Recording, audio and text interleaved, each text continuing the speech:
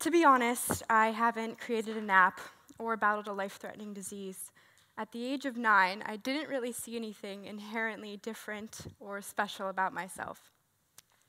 But when I was in the 4th grade, a violin class was offered at my school. I can even remember the day I was handed my very first violin. I wasn't really sure what to think, and I had no idea how to play it, but over time it became natural for me. It was something I felt I had some talent for. I began taking lessons, and 3 years later, I auditioned for the Napa Valley Youth Symphony and was accepted. I have been with them for 4 years now, and just this last summer, traveled with them on a tour of Europe. I was learning music from composers like Bach, Beethoven, Bohm, and Dvorak, and when I played these melodies, something just clicked. I never considered myself to be one of those kids that would grow up to do something extraordinary, but when I played the violin, I felt like maybe I could be. I could reach out and communicate with people around me. I could make them feel what I was feeling. By being able to play music, I could connect with people on a different level. It was almost like being able to speak a language that everyone knew, that everyone could understand. The violin gave me something that connected me to the rest of the world, that made me different, that made me feel special. As a child, I always heard stories from my family about my great-grandfather, the violin maker, John Note, how he immigrated to America at the age of 2 with his mother. He only reached the 3rd grade before leaving school to work in the coal mines with his father. And hating the idea of being a coal miner for life and having some interest in music, he later on decided to purchase a violin kit from a Sears catalog and make his own. And that's how he got started. He began first as an apprentice to a famous violin maker for 12 years before finally starting his own business, repairing and making violins for people like Fritz Kreisler and Isaac Stern. He even appeared on the Mr. Rogers Show in the late 1960s, which featured him making one of his many creations. Whenever I visited my grandparents in Pennsylvania, I would hear about the one violin my grandfather had left of his father's, and how my grandmother was sure he would never give it away until the day he died.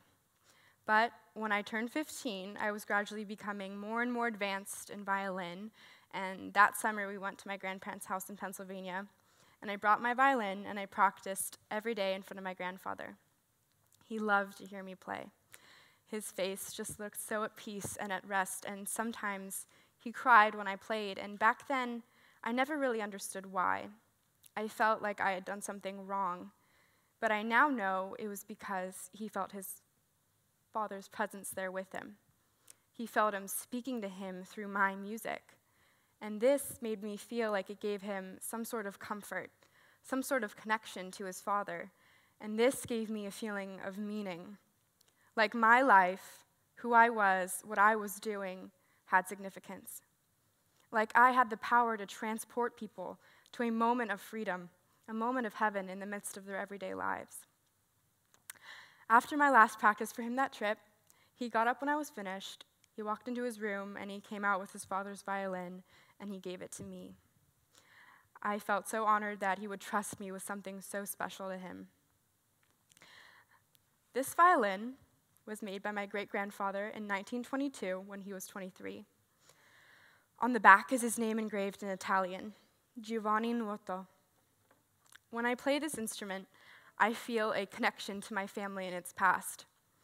My grandfather was able to transform his life from something so dark, like the coal mines, to something so full of light, like music. And his desire to bring a little bit of light and beauty in the world through music is now instilled in me. Ever since my grandfather gave me this violin, I felt my great-grandfather's presence here with me whenever I play it, and this has given me a feeling of true connection to my family, my heritage, and the world around me. I would now like to show you a short clip of my great-grandfather from the Mr. Rogers Show in 1967. I believe that this piece by Fritz Seitz most closely resembles what my great-grandfather was like. A happy, gentle, kind man who loved what he did.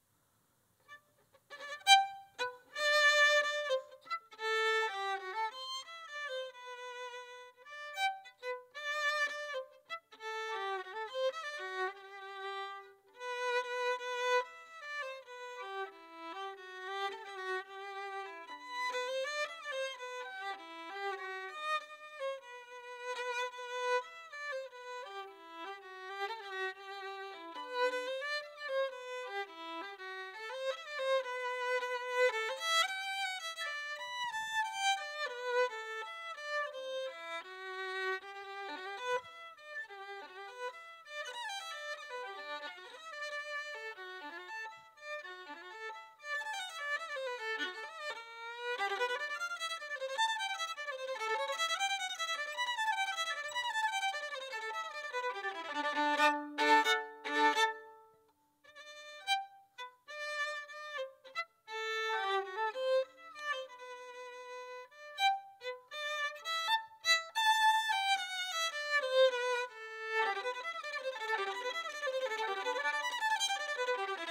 you.